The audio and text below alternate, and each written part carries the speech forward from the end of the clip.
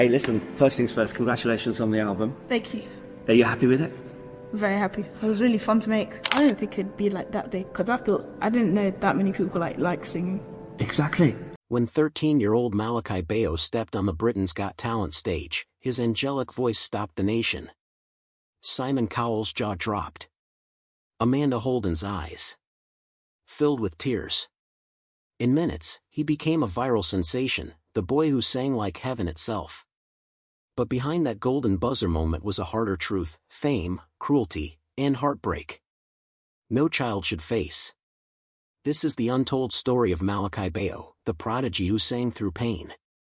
The rubbish young singer. If you heard of a certain Malakai Bayoh who died, it was not the same Malakai Bayoh from the famous Got Talent. They just shared the same name. But there is a certain Malakai who was bullied despite his talent. In young age, even calling his voice trashy. Before the big lights and golden buzzers, there was a night that almost broke Malakai Bayoh's heart. He was only 12, standing on the huge stage of the Royal Opera House, ready to sing his heart out. The crowd was quiet, completely caught by his voice, clear and angelic. Then, right in the middle of his song, a man shouted one awful word: rubbish. Now, when British people say rubbish, they usually mean something is bad, worthless, or nonsense. It's a common word in the UK that can be used in many ways, depending on the tone. For example, if someone says, "That movie was rubbish," it means the movie was terrible. Or if they say, "Don't talk rubbish," it means, "Don't say nonsense," or "That's not true." It's kind of like saying "That's stupid," or "That's garbage" in American English. So when the man shouted rubbish at Malakai during his performance, it wasn't just criticism, it was an insult. He was basically saying, "You're awful," to a 12-year-old singing his heart out on stage. In British culture, that word can sound even harsher when shouted in a quiet, formal place like the Royal Opera House. The whole room gasped. Malakai didn't cry or stop. He just kept singing, even though it must have hurt so much. When he walked off stage, everyone was proud of him for being brave, but deep down, he was crushed. The man was banned for life, but the memory stayed. Imagine being 12, giving everything you've got, and someone still tries to tear you down. That moment could have stopped him. But instead, Malakai used it as fuel. He learned early that the world can be both kind and cruel, that one minute you're loved, and the next, someone's trying to make you doubt yourself. It's a lot for any kid to handle, especially one with a gift so rare. When his Britain's Got Talent video went viral, the world cheered and the internet critics arrived. 2. People online said things like he was overrated or not that special. But Malakai didn't lash out. He stayed calm, focused, and humble. His mom and teachers reminded him that his music wasn't about fame, it was about heart. Still, the pressure was heavy. Every performance had to be perfect, every note flawless. It's tough being young and famous, you're still figuring out who you are while millions watch and judge. The real tragedy isn't that someone booed him once. It's that a child had to learn how cruel people can be, when all he wanted to do was make them smile. And yet, through everything, Malakai kept singing. Not for the fame, but because he loved it too much to quit. Maybe that's what makes him special. He turned pain into something beautiful. How does a kid stay that strong after everything he's faced, especially that kind of bullying online? The prodigy behind the voice before he became the boy who silenced Britain's Got Talent with a single note, Malakai Bayoh was just a regular kid who loved to sing. Anywhere, anytime. Born on May 27, 2009, in London, Malakai grew up in a warm and supportive family that noticed his love for music early on. His mom often said he would hum tunes even before he could talk properly. He didn't just sing for attention, it was his way of feeling happy. When he was about 7, his teachers encouraged him to join a local choir because they saw how talented he was. that decision changed his life. Choir life was strict, hours of practice, learning to breathe the right way, hitting perfect notes, but Malakai loved it. He liked how music made people stop and listen, how something invisible like sound could make hearts feel lighter. He eventually joined the world-famous St. George's Cathedral Choir in London, one of the top choirs for young singers. There, he learned discipline and teamwork. Singing wasn't just about hitting the right notes, it was about emotion, timing, and connection. People said his voice sounded angelic, but what made it truly special was how he sang with heart. His big break came when he performed with the well-known singer Aled Jones, who became both a mentor and a friend. Together they sang "O Holy Night" and "Walking in the Air," songs that went viral online. The videos showed a boy with an extraordinary gift, calm, confident, and full of light. But what viewers didn't see was how hard he worked behind the scenes. Hours of rehearsals, balancing schoolwork, and learning to stay humble while fame quietly crept in. Malakai wasn't just chasing fame, he genuinely loved music. He once said in an interview that singing made him feel free. It wasn't about applause. It was about expressing something bigger than himself. His teachers described him as polite, focused, and surprisingly mature for his age. Even when the spotlight found him, he stayed grounded. By the time he auditioned for Britain's Got Talent in 2023, he wasn't just a contestant, he was a performer with experience beyond his years. When Simon Cowell hit the golden buzzer, glitter rained from the ceiling, and Malakai smiled shyly, almost in disbelief. That single moment turned him into a national treasure overnight. But behind that confident smile was still a teenage boy from London who just wanted to make his mom proud. He didn't come from wealth or privilege, just talent, faith, and hard work. So how did that ordinary kid with an extraordinary gift go from choir stalls to global fame?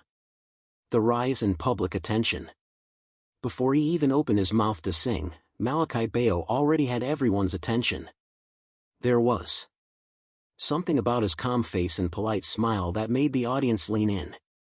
But no one, not even Simon Cowell, expected what happened next. The orchestra started, and then came that first note of Payezu. Pure, effortless, heart-stopping. The crowd went silent, completely still, as if time itself had paused to listen. His voice floated through the theater, clear and fragile, but strong enough to fill every corner of the room. It wasn't just singing, it was storytelling. Every note felt like it had a soul. Even Simon, known for his raised eyebrows and harsh comments, sat frozen, eyes wide, trying not to blink. When the last note faded, there was a moment of stunned quiet before the audience exploded into applause. Amanda Holden had tears in her eyes. Bruno Tonioli clapped wildly.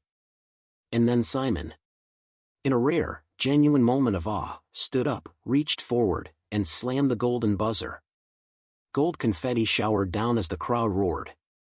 Malakai just stood there, blinking in shock, his smile small but glowing. You could tell he wasn't trying to act like a star. He was just happy. Overwhelmed, even, that people felt something from his voice. For him, that was enough. Overnight, his audition clip blew up on the internet. Millions of views. Headlines calling him Britain's angel. Social media flooded with people saying his voice gave them goosebumps or made them cry. Even celebrities and musicians reposted his video, calling it divine and heavenly.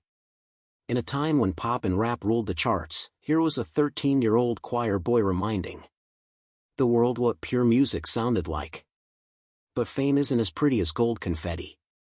Alongside the love came critics, people who said his style was too old-fashioned, or that his popularity came just from sympathy.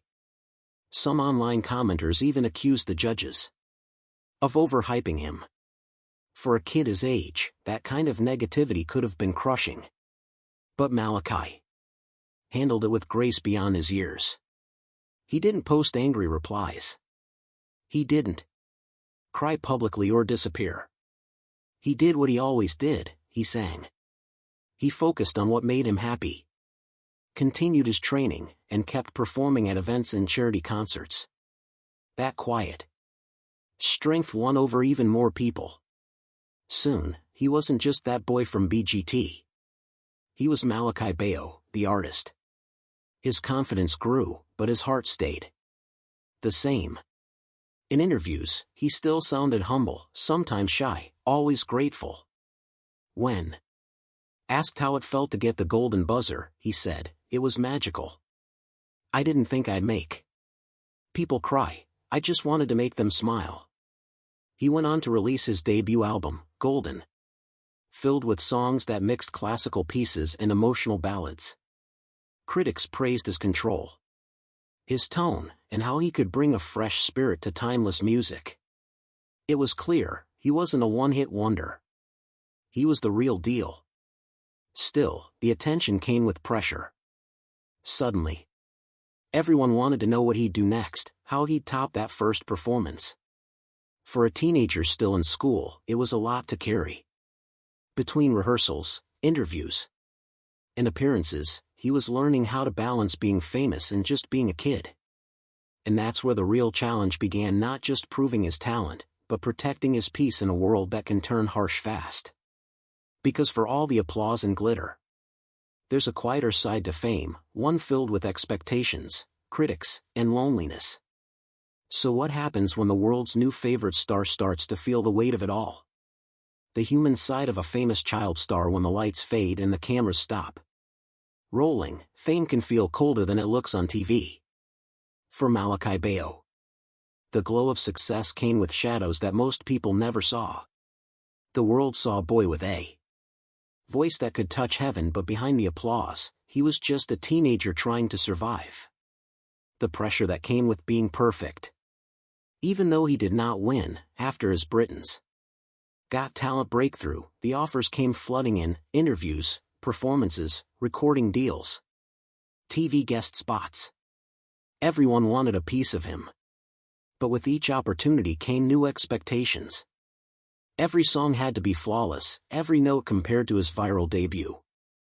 People didn't realize that Malakai's voice was still changing. He was growing up, and his range and tone were evolving with him. That natural change became a quiet source of anxiety. What if the voice that made people fall in love with him started to fade? Online, things got worse. Social media, once filled with praise, became a mix of love and cruelty. Some critics said he was overrated. Others mocked his voice when it cracked during a live show, forgetting he was a child, not a seasoned adult performer. There were even hate comments attacking his background, something no one, especially a kid, should ever face. Malakai stayed quiet. Instead of firing back, he poured his emotions into his music. But even the strongest hearts can get tired. The more he smiled on stage, the more it felt like he was hiding behind the same thing that once made him free: his singing. It's a strange kind of heartbreak, being loved by millions but misunderstood by most. Those close to him began noticing the toll. He became quieter, more thoughtful. In interviews, he started talking about missing his choir friends, the simplicity of rehearsals, and how the fame sometimes made him feel far away from himself. He was grateful, deeply so, but even gratitude can't erase exhaustion. Critics in the classical world were also divided.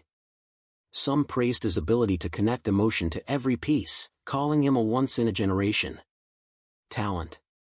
Others were harsher, claiming he lacked the technique of older opera singers. It was a lot of noise for a young performer to filter out. But for every harsh word, there were fans who stood by him. They defended him online, reminding others that Malakai wasn't supposed to sound like Pavarotti, he was supposed to sound like Malakai. His voice was about innocence, sincerity, and soul, things that couldn't be taught in any conservatory. The heartbreak wasn't just about criticism, though. It was the loneliness that fame often brings. While his friends from school talked about exams and video games, Malakai was dealing with stage fright, contracts, and public pressure. Fame had given him a dream life, but it had also stolen some of his childhood. Through it all, his mother remained his biggest anchor. She made sure he stayed grounded, focused on school, and remembered why he started singing in the first place, not for fame, but for love of music. By the time the public realized that the angelic boy was growing up, Malakai had already faced storms most adults couldn't handle. But even with all the pain and pressure, he never gave up. His resilience turned him into something more than a viral star. He became a symbol of quiet strength. Because sometimes, even the brightest lights flicker. What matters is the heart that keeps shining underneath it all.